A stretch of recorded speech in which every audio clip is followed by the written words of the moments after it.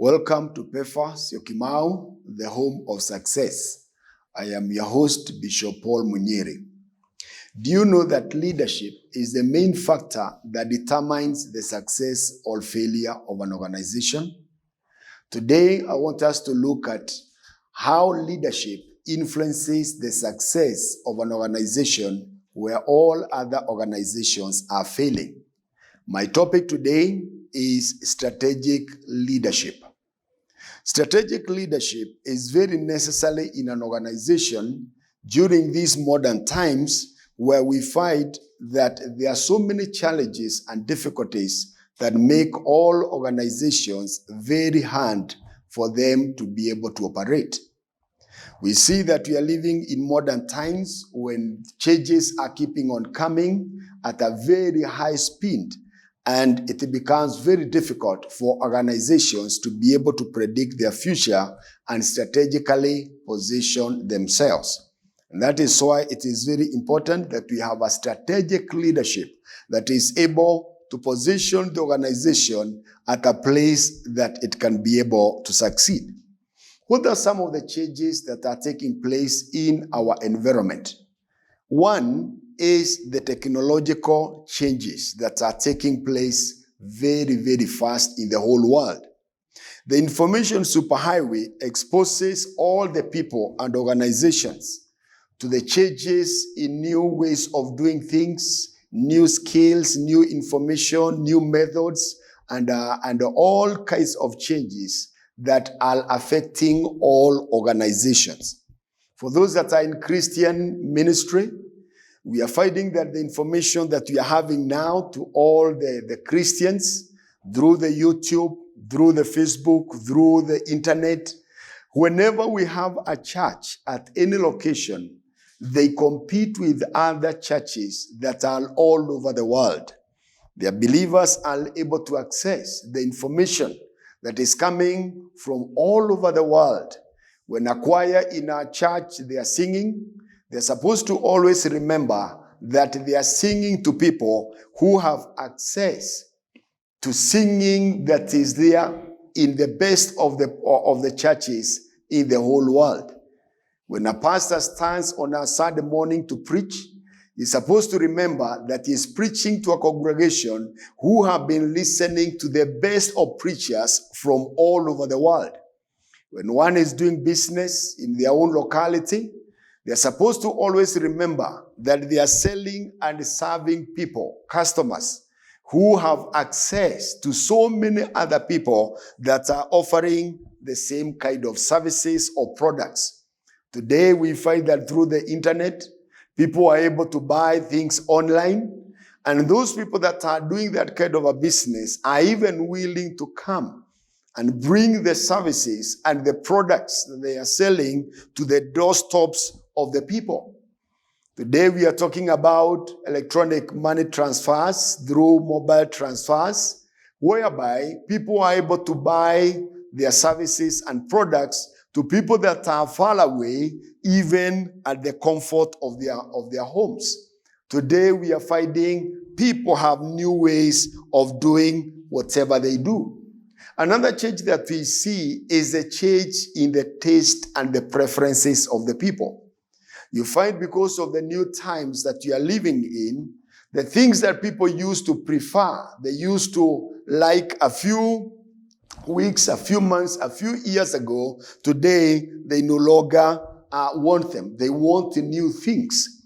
And we must, for those that are in business, then they must always be doing market research so that they are able to know what are people preferring today. What is the taste of their customers every day? People again are very, very informed. When you visit the markets, when you visit or when you come to church, it is important for all those people that are offering those services to know that they are dealing with the people that are highly exposed. In churches, we are having members that are very, very exposed to what ministry is all about and even about many other things. You find that even in Sunday school, the small children sometimes will be even more exposed than their own teachers if the teachers are not careful. Today we are talking about changes in culture and even in subcultures of the people. People are changing their ways of living. Value systems of the people are changing all the time. The things that people used to value, for instance, in churches. People, Christians, used to like to come to church, to sweep churches free of charge, to come and arrange the churches and the benches. They used to come to maybe play the instruments free of charge. But today, we are finding that the culture is changing. There are people who are developing careers in doing some of the things that people used to offer free of charge in churches. And if church leaderships are not careful, then they'll find themselves left behind because they may continue to think that things are just the way they were before, and then they find themselves left behind. Running churches today is very costly because of all these new cultures that are coming into the church. And that is why leadership is very important. Leadership is the only key difference that determines success or failure in an organization. You may find that you have several organizations that are offering the same kind of a service or the same kind of products within an environment, and you find that some are rising and succeeding. You find others have stagnated. You find others are going down and beginning to fail and even close their shops. But you'll find in the same environment, there are other organizations that are doing very well. What determines then that kind of behavior of different organizations within the same environment where there are same opportunities, where there are same challenges, but some organizations are going up, others stagnate, and others are going down? What is the difference? The difference is leadership. And that is why somebody said that everything rises and falls at the leadership.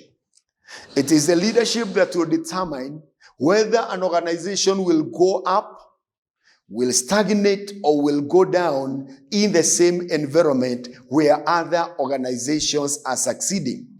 And today I want us to look at two important functions of strategic leadership. Strategic leadership.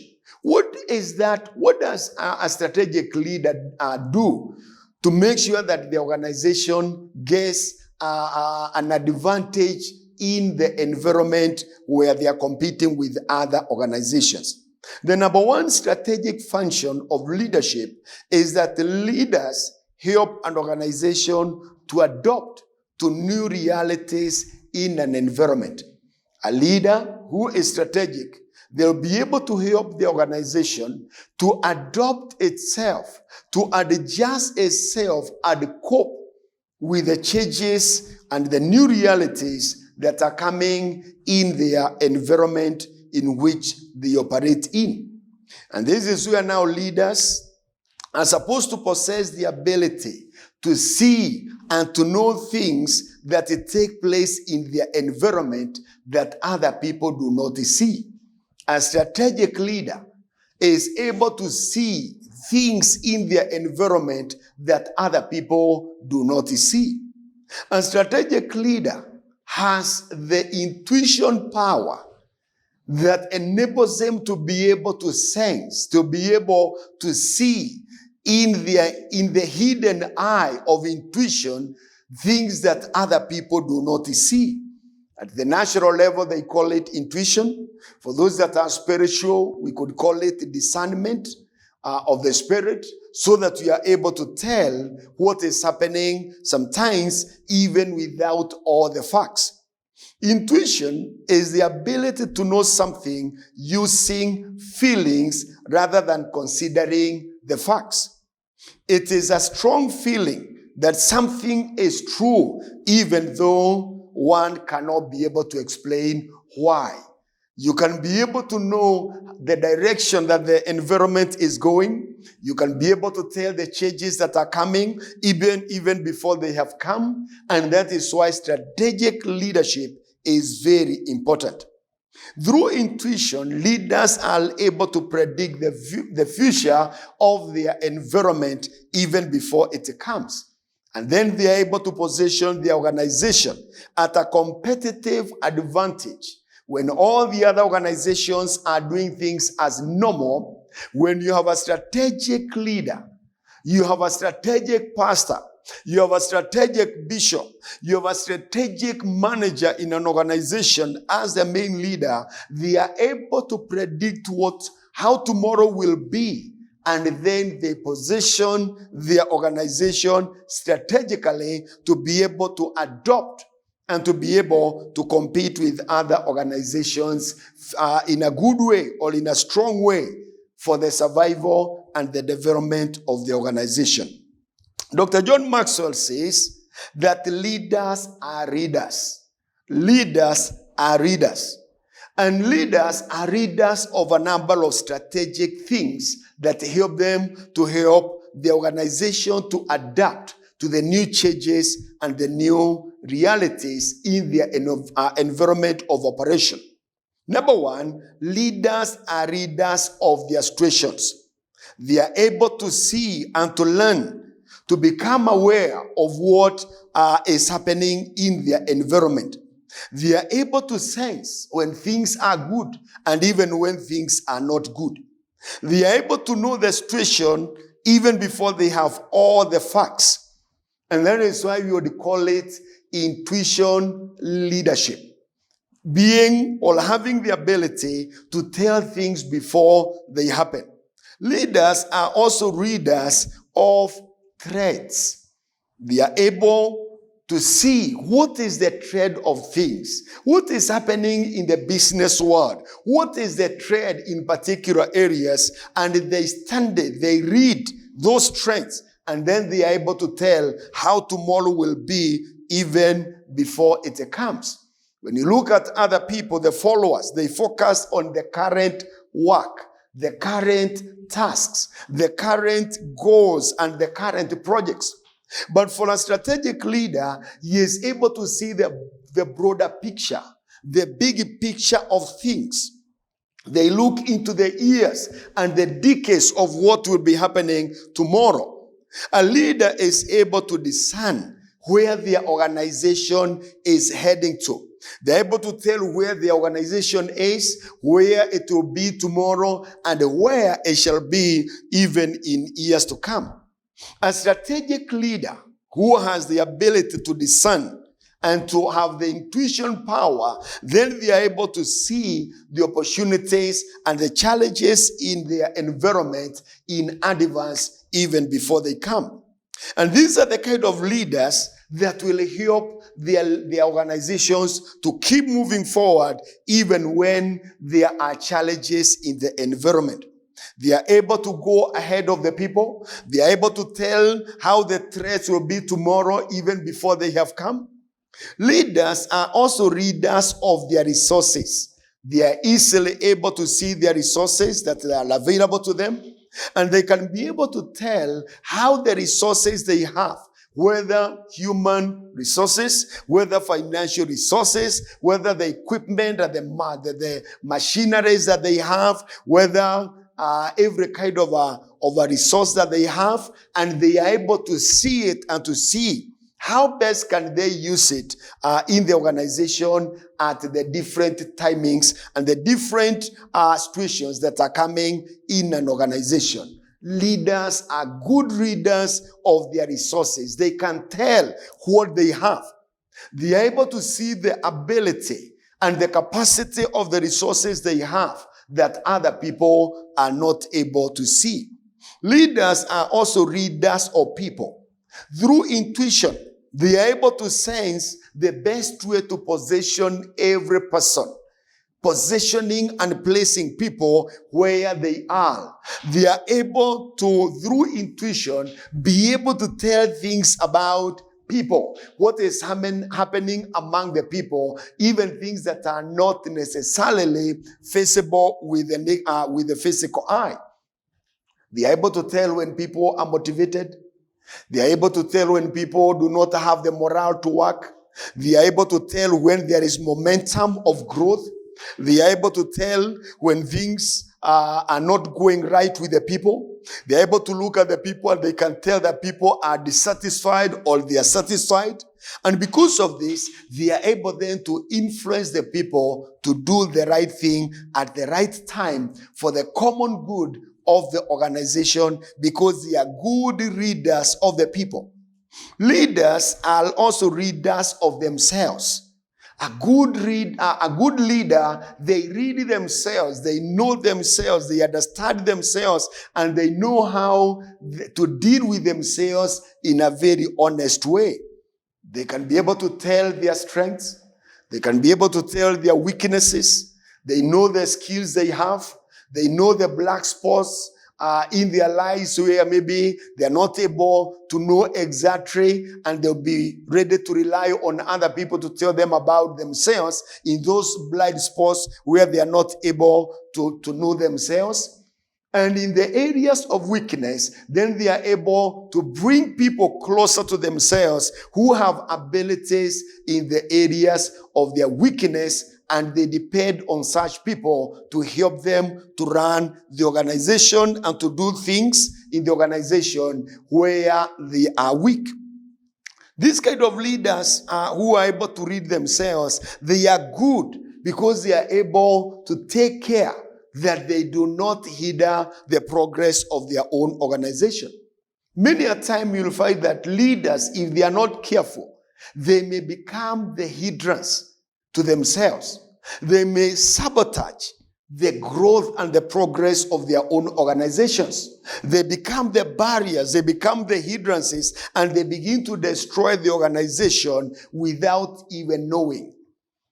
Leaders that do not know how to read themselves, they can become selfish. They can become self-centered. They can become even pessimistic and rigid without accommodating the necessary changes that are supposed to be there to help the organization to keep on positioning itself at a strategic position so that it continue to grow. You'll find many leaders, sometimes they don't want change, and yet the change is necessary.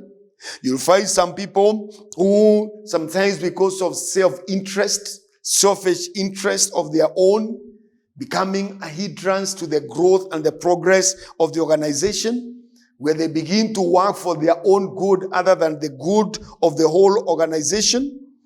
There are leaders that fear change. And instead of becoming the ones that are pushing for the change, then they become the hindrance themselves. Strategic leaders, they navigate their organizations to adapt to the changes in their working environment. And then they are able to position their organization so well at an advantage competitive position against all other organizations in the market and in their environment. So that is the first important function of strategic leadership. The second function of strategic leadership is that the leaders sense the right time to do particular things. A strategic leader, they know that timing is everything. Because timing mostly will be the main difference between success and failure in pursuing a particular vision. And leaders know that every time a leader makes a decision, when he makes a move towards anything, he knows, a strategic leader knows that there are normally 4 outcomes that will always come. Number 1, wrong action at the wrong time leads to disaster. And you find that if you make the wrong action and the timing is wrong, then there will be disaster. There will be negative repercussions, and this may even lead to many SLS or many other wrong actions in the future. Number 2, right action at the wrong time brings resistance. The action may be right, but the timing might be wrong. And this will make the people to resist that kind of a decision, that kind of action, and we find that people will reject whatever the leadership is telling the people to do. But then number 3 is that wrong action at the right time is a mistake. Yes, you need to take action. It is the right timing for action to be taken. But if the action is wrong, then there will be a mistake. And that is good because the mistake can always be corrected. People can be able to identify what is wrong in the action that has been taken. And then they are able to kind of come up with a good, to identify good action that could help the organization to be able to move forward. But then number 4 on timing is that right action at the right time results in success. This is what a strategic leader will always be looking for, to make sure that they have the right action done at the right time, and this is what now brings success. When the right leader has the right timing, and then there is the right action, you'll find that success will be inevitable. Success will come automatically. When there is the right leader who takes the right action and the right time, then it will bring transformation to the organization. And the organization will now gain the momentum. It will gain the support of everybody. And you'll find that the leader and the whole leadership then begin to enjoy a lot of success. And this is the prayer, this is the desire for every leader, that there will be the right leader who will have the right action at the right time, and then you begin to find that the organization will begin now flying high and the success will be inevitable. And so in summary, what we are saying is that we need strategic leadership if our organizations will be successful. We don't just need leadership. Every organization has a leader. But what we need, especially during this time, modern times when all these changes are coming, when things are changing too fast, we need strategic leaders that can be able to tell the direction the environment is going, and a leader that is able to help the organization to cope with the new changes, the new realities in the environment. Leaders that are able to know the right timing to do what. They don't do anything too early. They don't do anything too late, but they are able to see the opportunities at the right time, and they are able to seize those opportunities at the right time with the right action, and then you find that the organization will keep on growing and growing.